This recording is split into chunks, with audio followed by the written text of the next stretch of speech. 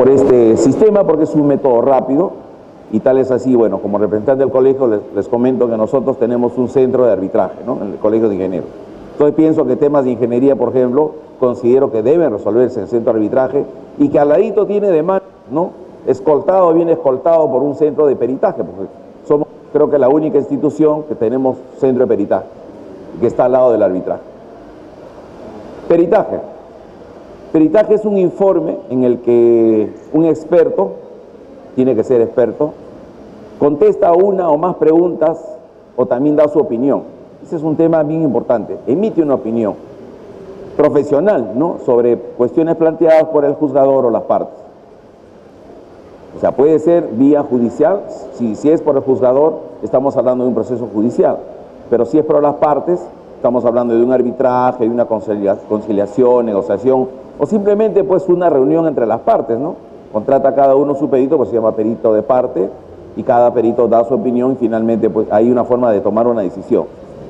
Este dictamen lo que pretende es ayudar a una persona que por no tener los conocimientos técnicos necesarios no puede responder a dichas preguntas, ¿no? Llámese el caso en el Poder Judicial, ¿no? El juez conoce pues de fundamentos de derecho, ¿no?, pero no conoce pues el tema técnico, ¿no?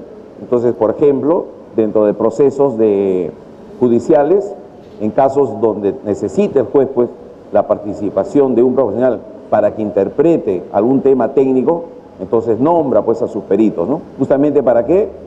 Para que esa persona, porque toda vez que el juez no tiene esos conocimientos, entonces no puede responder a dichas preguntas por sí misma, ¿no?, o desea también en algún caso una parte presentar como prueba. No se olviden que en algún momento dentro de un proceso judicial hay lo que se llama la exhibición de pruebas. Entonces yo podría también como prueba, ¿no?, adjuntar un peritaje, ¿no? Este informe debe ser escrito pensando en su lector. Eso es importante, ¿no? Tampoco podemos ser muy técnicos porque si no tampoco lo van a entender, entonces ¿para qué el peritaje, no? Entonces eso es el ejercicio que todo perito debe tener, no ser demasiado técnico, ¿no? De repente para el fundamento, pues las conclusiones deben ser pues escritas como para el lector, para que el lector lo pueda entender, ¿no? Entonces tenemos que hacer una traducción de la parte técnica ya para el lector, ¿no? Y exponer las conclusiones de manera razonada y comprensible para alguien no experto, ¿no? Esa es la idea. Dos definiciones más. ¿Qué cosa debemos entender por árbitro? Así como en el fútbol, creo que podemos hacer una comparación muy rápida en el fútbol. ¿Qué cosa es el árbitro en el fútbol? Es el que decide si es gol o no es gol. A veces nosotros en la televisión vemos que no fue gol, por ejemplo el famoso gol, ¿no? Cuando lo vemos en la televisión, no, eso fue mano, pero el árbitro dijo. Entonces, en el caso del árbitro, es una persona que decide una situación. Las partes nombran a un árbitro. Puede ser también tribunal arbitral, nombran a sus árbitros y dicen, no, lo que diga el árbitro, vale, ¿no? Entonces, esa es la idea del árbitro, ¿no? A diferencia de un conciliador, por ejemplo. En el caso del conciliador, el conciliador no decide. Simplemente trata que las partes concilien, le hacen ver a una parte, a otra parte. Pero en el caso del árbitro, es un tercero quien va, ¿no?, quien va a dar su opinión final.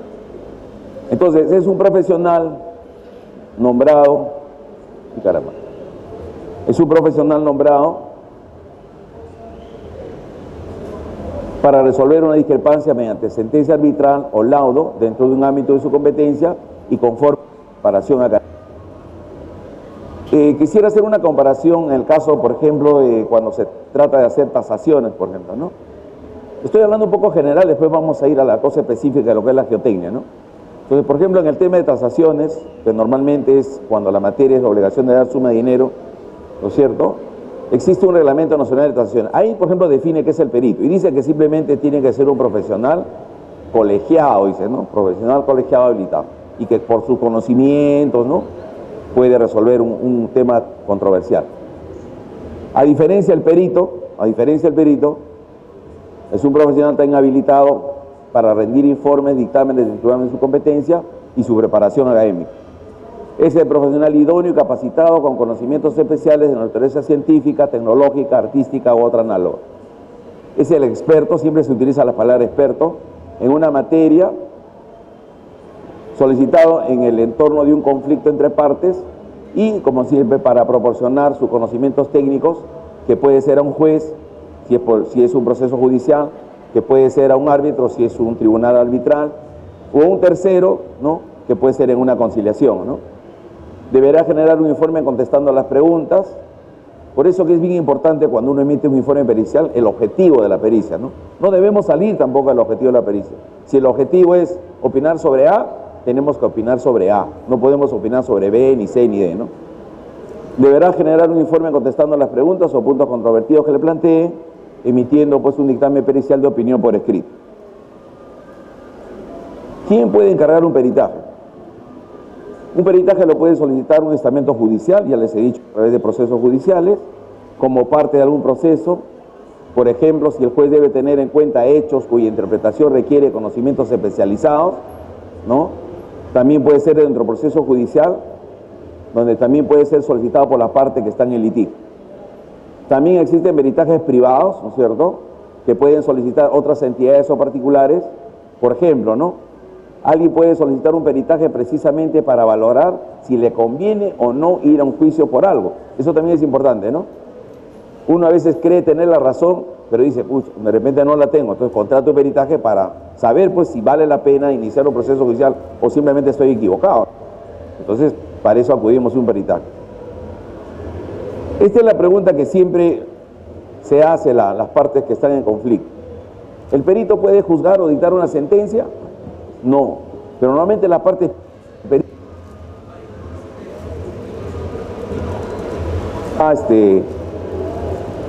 no es competente como para dictar una sentencia, como para decidir quién es el culpable. No, el perito no juzga. El perito no juzga ni dicta sentencia, ni puede hacerlo, ni se le requiere para ello. Esas tareas corresponden a un juzgador, un árbitro, digamos, ¿no? La única misión del perito es solamente ayudar a interpretar ciertos hechos o pruebas que requieran conocimientos especializados para dicha interpretación. El perito en su dictamen debe responder las preguntas bastante concretas, en forma razonada y comprensible. No decide culpabilidades, ojo. Muchas veces la gente dice, me voy a un centro de peritaje para que diga quién es el culpable. No, no somos jueces, emitimos solamente una opinión. No decide culpabilidades ni inocencias, solo ayuda a interpretar hechos o pruebas según su criterio como profesional. Al emitir el dictamen, todo perito deberá manifestar bajo juramento promesa decir la verdad de su actuación y en su caso pues actuará con la mayor objetividad posible, tomando en consideración tanto lo que pueda favorecer como lo que sea susceptible de causar un perjuicio a cualquiera de las partes, y que conoce las sanciones penales en las que podría incurrir si incumpliese su deber como perito. Bueno, hasta acá he querido dar algunas definiciones para enmarcarnos qué cosa es perito, qué cosa es un árbitro, qué cosa es una controversia, ¿no? El peritaje, ahora entramos al tema, el cual me ha traído esta tarde para poder expresar. El peritaje geotécnico y la ingeniería forense geotécnica. Normalmente en temas de ingeniería no estamos acostumbrados a hablar de reconstrucción de hechos, pero cuando hay homicidios, esas cosas así, no, a ver, vamos a la reconstrucción de hechos. En la ingeniería propongo que también debemos hacer, en algunos casos, oye, a ver, vamos a reconstruir el hecho, ¿no? No sé si se acuerdan, por ejemplo, este puente Lomas en San Juan de Lurigancho que se cayó, ¿cierto? Por ejemplo, ahí yo tuve participación en este peritaje y pedí reconstrucción de los hechos. Y cuando hicimos la reconstrucción de los hechos, obviamente no íbamos a nuevamente montar el puente ni tumbarlo. Existe felizmente la tecnología que es a través de las computadoras, ¿no? Hoy día los muchachos pues, arman, hacen videos y reconstruimos exactamente cuál había sido el procedimiento constructivo del puente, y ahí nos dimos cuenta que el problema había sido de maniobra. Simplemente habían cogido las vigas prefabricadas de lugares no adecuados y ahí estaba el problema. Entonces se dan cuenta que también debemos pensar en algún momento de que exigir una reconstrucción de hechos, ¿no? Un poco que suena criminalística, pero sirve muchas veces, ¿no? Vemos en forma visual cuál puede haber sido el problema, ¿no? Entonces, la ingeniería forense geotécnica. En el mundo internacional esto ya se conoce como el IFG. La ingeniería forense geotécnica está destinada a la investigación de los hechos y a la determinación de las diversas causas de incertidumbre respecto al comportamiento de la estructura. Aquí quiero recalcar lo siguiente. Cuando tenemos daños estructurales en una edificación, normalmente cuando va el perito ve la parte visual. ¿Qué cosa ve? La superestructura. Pero no ve la subestructura, porque como está enterrada, dirá pues, que no es fácil emitir una opinión.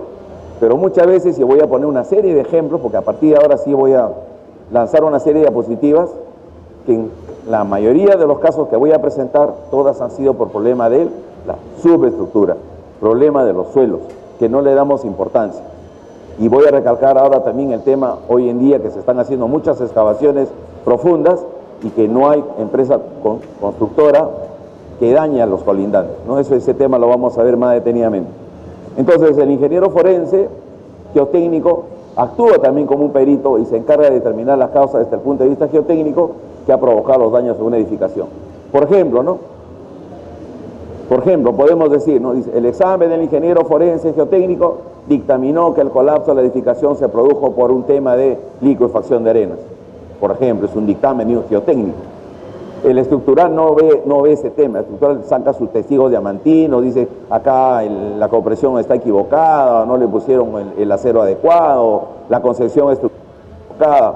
Pero también este es un dictamen que no lo da el calculista porque no conoce el tema. El geotenista sí puede, ¿no? En ciertos casos decir, oye, acá, ¿sabes qué? El problema principal es que hubo liquefacción de arena. Hoy en día no nos olvidemos que estamos construyendo casi en todo el litoral del sur costero, todas las famosas playas, ¿no? Entonces todos esos tienen problemas de liquefacción de arena, porque cumple con los requisitos para que se licúen. ¿Qué cosa es? Arena, granulometría fina y presencia del agua muy cercana, ¿no? Entonces, candidato a licuarse. Pero también se pueden tomar previsiones, obviamente, ¿no? Hay que tomar previsiones. Otro tipo de dictamen, el examen del ingeniero forense geotécnico dictaminó que los daños detectados en la superestructura se produjo por asentamientos diferenciales. Otro dictamen que lo da un geotécnico, no, el estructural no conoce mucho del tema. Otro dictamen, el examen del ingeniero forense geotécnico dictaminó que los daños estructurales detectados son producto de la presencia de sales, cloruros y sulfatos en el suelo de fundación. Otro tema, ¿no? Hay veces uno, oye, ¿qué está pasando? Está empezando el sales. Oye, ¿por qué no hiciste pues un análisis químico del suelo y no tuviste, no has previsto que debías haber utilizado otro tipo de cemento para contrarrestar ese ataque químico del suelo? ¿Ok? 3 ejemplos como para ver cuál es la expresión de un especialista en este tipo de peritajes geotécnicos. Ahí tenemos una edificación, un inmueble dañado, y normalmente pues lo que empezamos a practicar son, extraemos muestras diamantinas, ¿no? Se extraen muestras diamantinas, en este caso, por ejemplo, se está teniendo muestras en las vías. Yo no quiero decir que no hay que hacer este tipo de hacerlo, pero no nos olvidemos también del suelo, porque en muchos casos también ahí está el problema. No se puso el concreto adecuado, ¿no es cierto? No se puso el acero adecuado, no se cumplieron con los planos, pero no nos del suelo.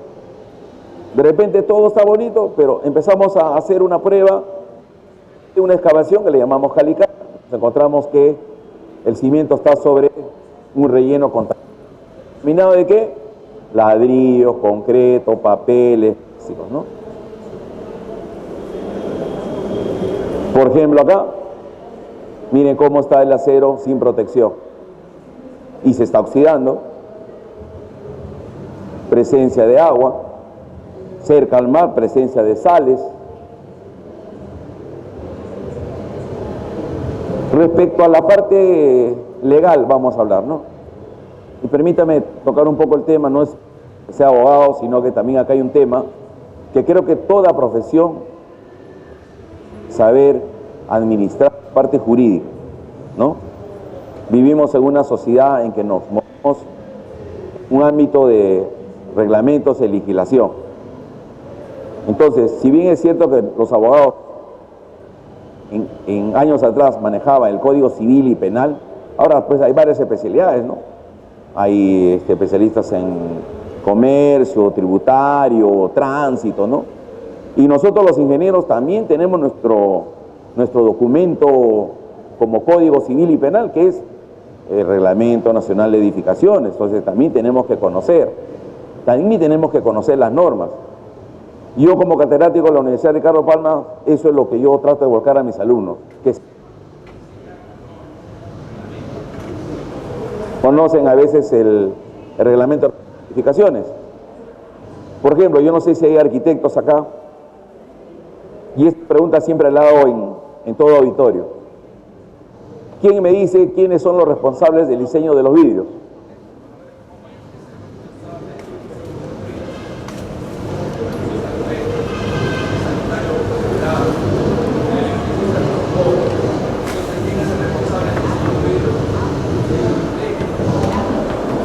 Pregunto si hay arquitectos acá. ¿Quién me dice cuál es la norma de vidrios? Existe una norma de vidrios. La norma es 040, que está en el reglamento de las edificaciones, que muy poco lo conocen. Y yo me pregunto, ¿y qué pasa con los alumnos? Siempre hay un alumno que dice, lo que pasa es que eso lo diseña Miyasato, ¿no? Entonces, se lo damos a Miyasato, se lo damos a Furukawa, pero no es así, ¿no? Porque la responsabilidad no la tiene directamente en el proyecto de Miyasato, sino lo tiene el arquitecto, ¿ok? Entonces, tenemos que acostumbrarnos a la legislación. Entonces, en geotecnia tenemos nuestra norma específica, que es la norma E050. La norma E050, suelos y cimentaciones. Solamente voy a mencionar un par de artículos, porque no se trata de una clase tampoco de geotecnia, respecto a los estudios de suelos.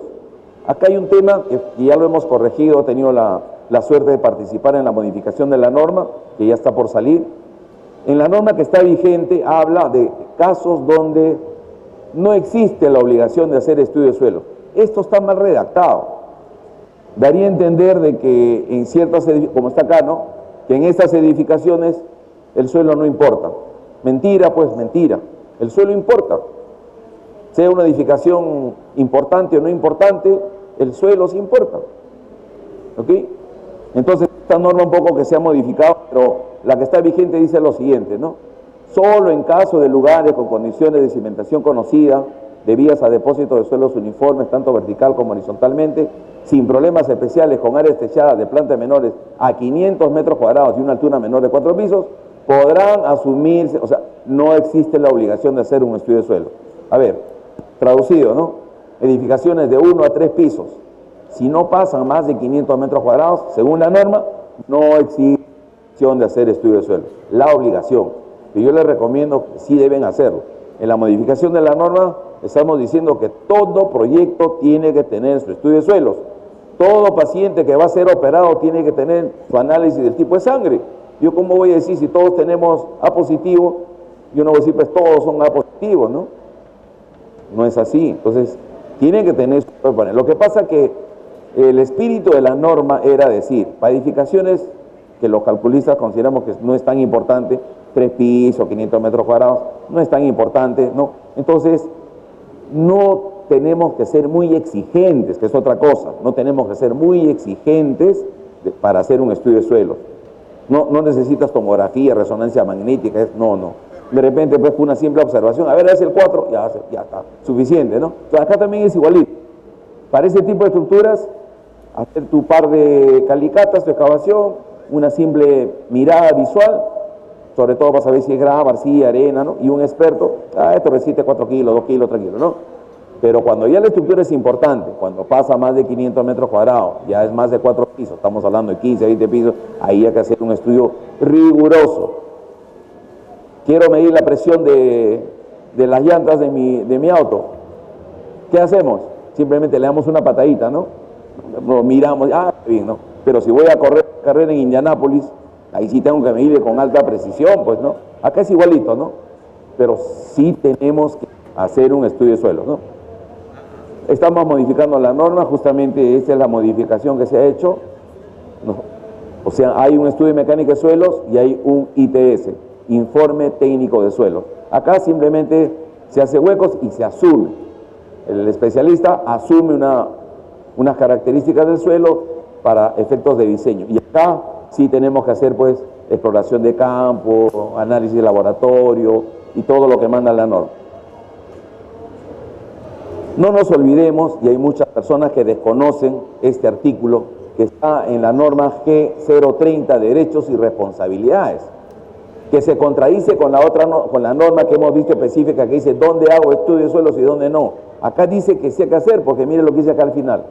El artículo 18 que dice, el ingeniero civil es el responsable del diseño estructural de una edificación, el cual comprende los cálculos, las dimensiones de los componentes estructurales, las especificaciones técnicas del proyecto estructural y las consideraciones de diseño sismo resistente. Y miren lo que dice, asimismo es responsable de la correspondencia de su proyecto de estructura con el estudio de suelos. Correcto, tiene que haber una correspondencia. Entonces, si por otro lado la norma dice no hacer estudio de suelos, ¿cómo voy a hacer esa correspondencia? Y esto está dentro de derechos y responsabilidades, ¿no? Entonces, no nos escapamos de hacer un buen estudio de suelo. Bueno, ahora sí vemos algunos casos de daños estructurales por problemas geotécnicos. Por ejemplo, cimientos poco profundos. Yo me he dado muchas veces sorpresa de que ni siquiera el cimiento es más ancho que el muro, sino sigue el mismo ancho del muro y está cimentado, pues, ¿no? Suelo de cimentación en relleno sanitario, se excava y encontramos relleno sanitario, ¿no? Miren lo que se encuentra. ¿Y saben lo que está encima?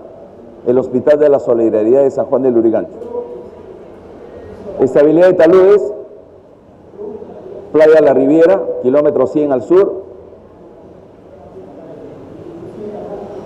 Este es antes del sismo de 2007 y después del sismo de 2007. Si pueden observar, todas estas edificaciones han colapsado por efecto de estabilidad de taludes. Es un tema geotécnico, ¿no? Ahí tienen. Acá, antes de, cada una de estas unidades costaban entre 80.000 a 100.000 dólares. ¿Y ahora cuánto cuesta? Nada, ni siquiera quedó el terreno. Porque en otros casos, bueno, se cae la edificación, pero queda mi terreno, pues lo vuelvo a levantar. Pero acá hasta el terreno se fue. Y miren, pues esa cimentación, ¿no? Bueno, creo que sobran las palabras, ustedes pueden interpretar.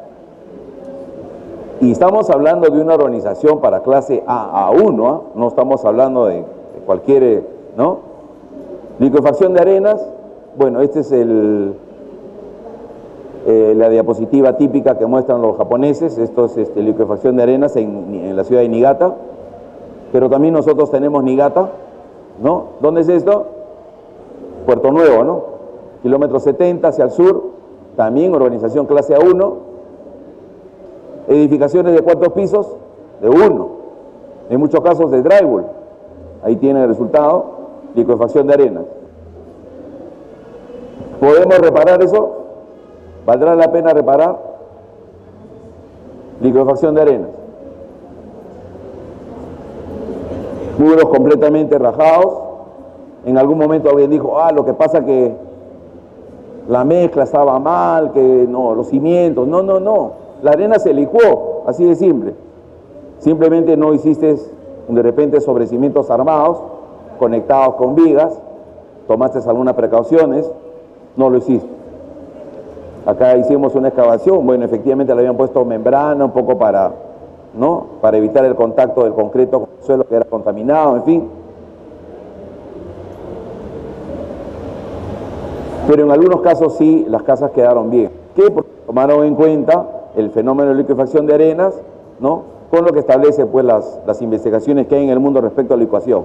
En el caso de licuación, lo que hay que hacer es colocarle un filtro vertical, que yo le llamo, para que rompa la presión, porque la liquefacción, ¿qué cosa es? Es aumento de presión del agua de poros, y eso hace que a la estructura lo levante y se licúe. Entonces, poniéndole un filtro, compactándolo bien como debe ser, no tenemos ningún problema con las casas. Gestión de proyectos. Todavía no tenemos un ejemplo en Lima de este caso, pero esto en la China. Entonces, edificios que sí fueron previstos para la mala calidad del suelo, se colocaron pilotes, en un edificio piloteado, que se supone que es lo más seguro, sin embargo se volteó. Pero acá fue un tema de proyecto.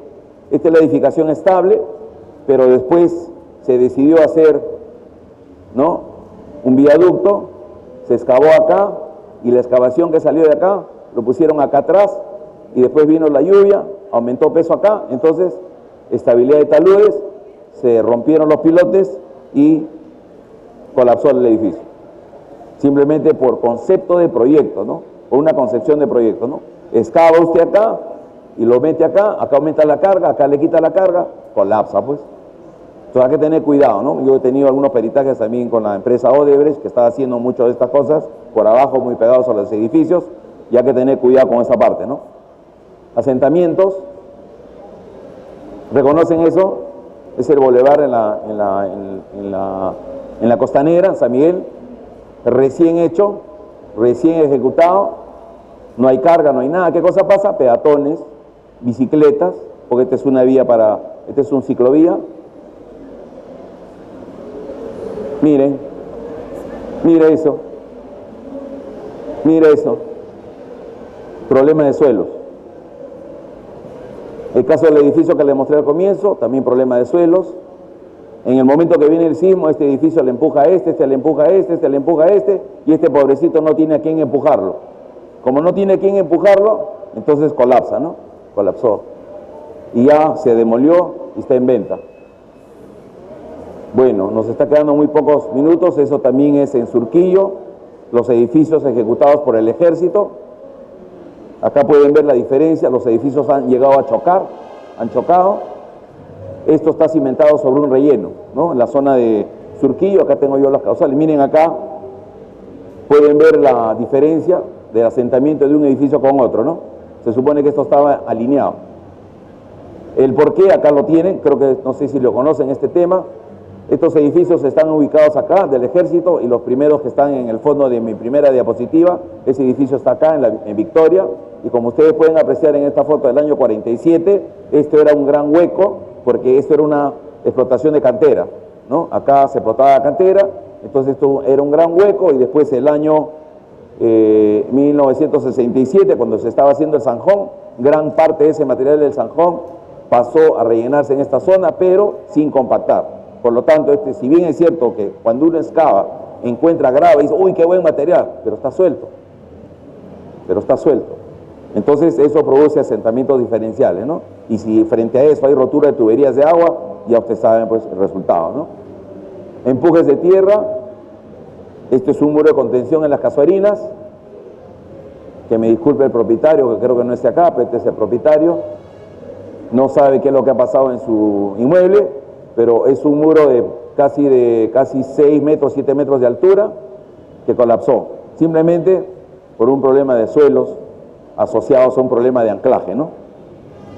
Esta es la altura del muro, es los pedazos que quedó y colapsó, ¿no? Ahí están cómo se arrancó completamente el acero, ¿no? Cimentaciones en terrenos rocosos también tiene sus problemas. Esta es la playa Poseidón. Bueno, acá es diferente, si bien es cierto que la roca es un tipo de suelo, pero acá también hay que tener otros conocimientos, ¿no? Un poquito hay que ser geólogo, un poquito minero, porque acá lo que tenemos que ver es ángulos de abusamiento, ¿no? Y en algunos casos, por ejemplo, este es un caso acá en la playa Poseidón, donde está lleno de cavernas, ¿no? Hay muchas cavernas que van debajo y hay que tener cuidado por el momento del diseño, ¿no? También hay el tema de contaminación por agentes químicos, presencia de sales, en cuyo caso la norma dice pues que cuando hay mucha presencia de sales es recomendable usar cemento tipo 5 y ojo, que muy pocos lo saben, esto está en la norma, lo que pasa es que no lo leemos, además de que tú uses cemento 5, porque varias veces he ido de un peritaje y me dice, ingeniero, por si acaso use cemento 5, te felicito pues, pero tu concreto fue de 310, ¿dónde dice eso? Me dice, en tu norma pues, no, pero si a mí me han enseñado 210, nomás ya no 175. Sí, pero dice que en estos casos tiene que usar 310 y cuando es moderado ni siquiera 210 sino 280, no hay 210. No lees la norma, no estás acostumbrado a leer la norma, entonces la norma la debemos leer, ¿no? Daños de colindancias por construcción de sótanos, ya ustedes saben que este es un tema álgico por la construcción de excavaciones, profundas, que estamos usando calzaduras, que acá hay un tema legal.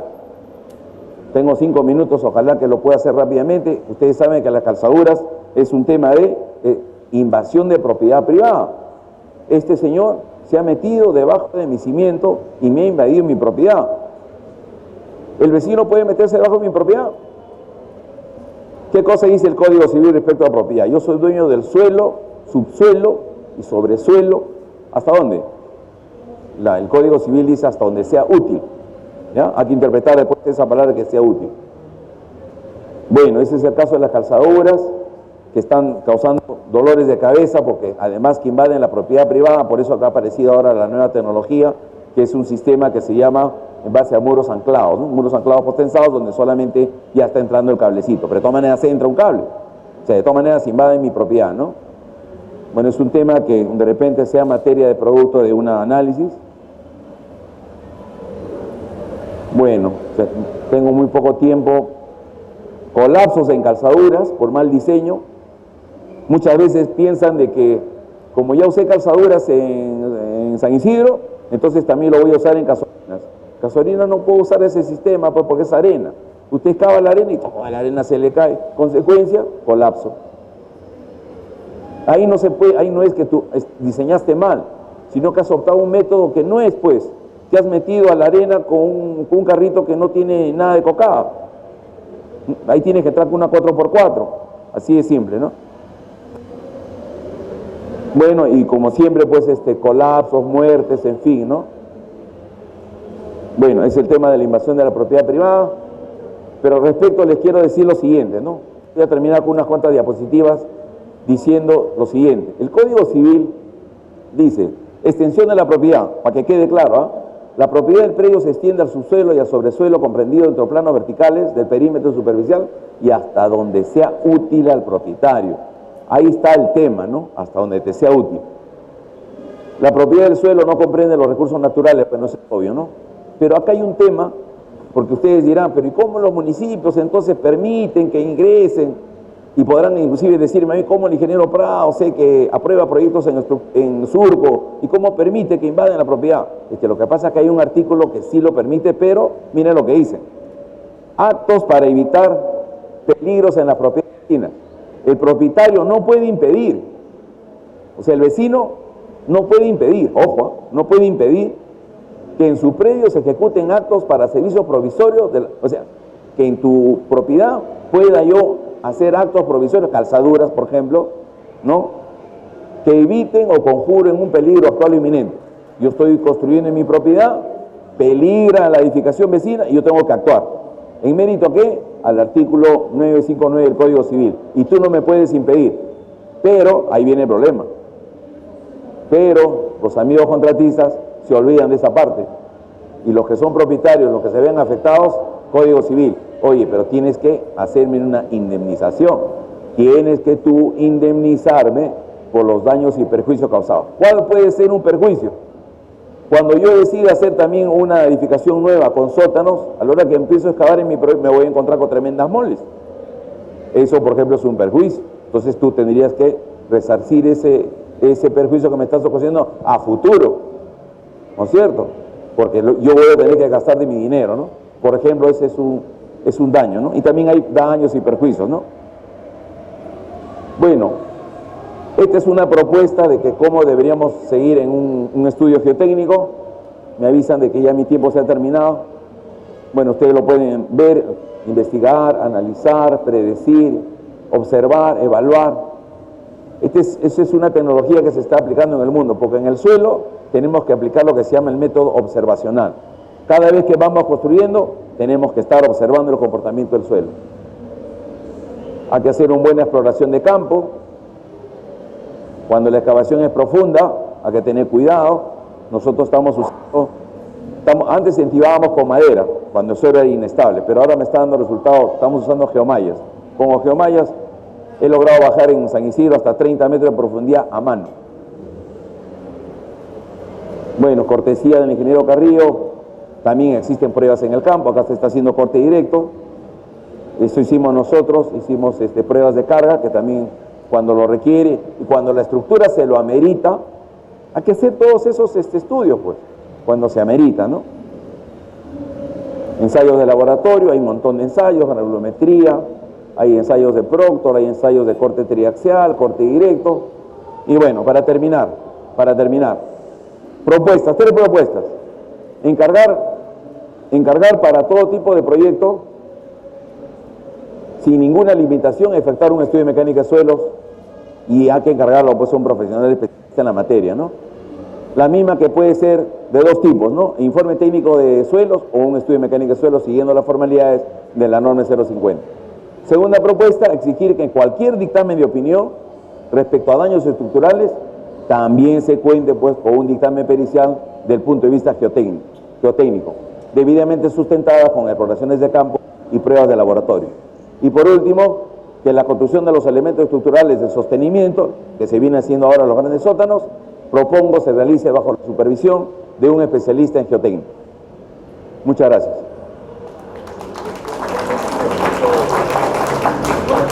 Señorito, que te trae el micro. ¿No? Quería hacer una pregunta, no sé. Una consulta. Adelante. Sí, a ver.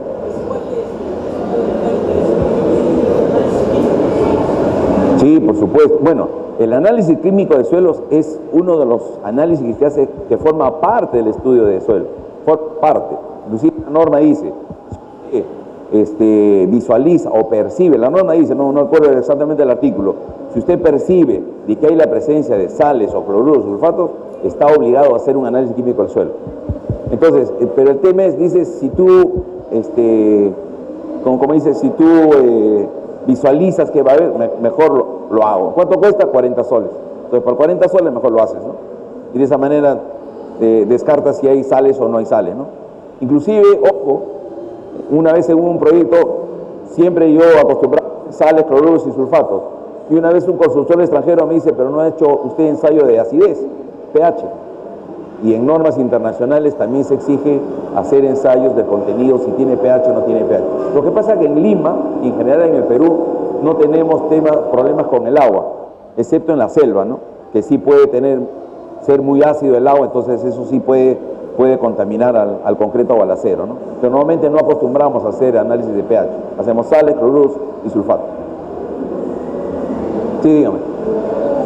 Echa, que no lo escucho. Mucha bulla, no sé si... Acérquese.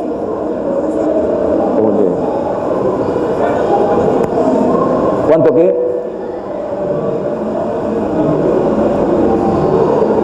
¿Cuánto tiempo en promedio uno ve que la estructura sí afectó por el suelo? ¿En cuánto tiempo yo puedo darme cuenta si ha sido una falla del suelo? Claro, o sea, digamos, la estructura se ve afectada por el suelo. ¿Cuánto tiempo en promedio? Bueno, si te hago una respuesta desde el punto de vista como abogado, no te olvides que la responsabilidad civil es solamente 5 años del Código Civil, ¿no? A pesar que la ley de contratación se habla de 7. Si hablamos de responsabilidades, pero el suelo en cualquier momento puede fallar. O sea, digamos que yo como propietario puedo darme cuenta al mes puedo darme cuenta de la falla. Ah, claro. Es como la garantía, pues, ¿no? Es como la garantía, ¿no? O sea, la estabilidad de la estructura, yo pienso que ya en 3 años, si no ocurrió nada y si no se han cambiado las condiciones originales, no debe pasar nada. Lo que pasa es que a veces se cambian las condiciones, como por ejemplo ese edificio en Shanghái que se ha volteado, mientras que no sé si ese hueco es estable. Pero de pronto alteraste tú su conformación original, viene el colapso. En el caso de los edificios de Surquillo, también han estado muchos años estables. Lo que pasa es que la tubería de agua se rompió. Y a la hora que se rompe la tubería de agua, empieza el agua. Más, ahí también hay un parque en la cual lo riegan por inundación. Y esa es una de las causales también del boulevard de la Costanera que he presentado, de la Costanera. El problema ha sido de que nadie le dijo que esos jardines no se podían regar por inundación. Lo regaron por inundación. Ahí tenían que haber planteado un proyecto por aspersión o por riego por goteo. ¿Por qué? Porque todo el material que está debajo es un material de relleno. Entonces vino el agua y dijo, aquí no es temprano, hoy día juega Perú, le inundaron ahí. Entonces el agua se metió y se asentó. O sea, puede aparecer post-obstrucción. Sí, claro. Ese es el problema que el suelo, claro, puede aparecer post-obstrucción. Sí, Ingeniero Jesús Prado Mesa, muchas gracias en nombre del Consejo Departamental de Lima, del Colegio de Ingenieros. Muchas gracias. Muy amable. En nombre del decano, el ingeniero Oscar Rafael Anyosa, tenemos un presente para usted, un muchas gracias. por haber compartido tan importante conocimiento. Muchas gracias.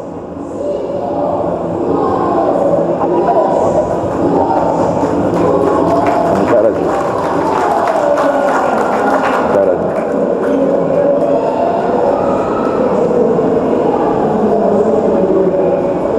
Ya, muchas gracias. Muy amable, muchas gracias por su atención. Ya saben, en el Colegio de Ingenieros tenemos un centro de peritaje y tenemos un centro de arbitraje. No estamos a su disposición. Muy amable, muchas gracias.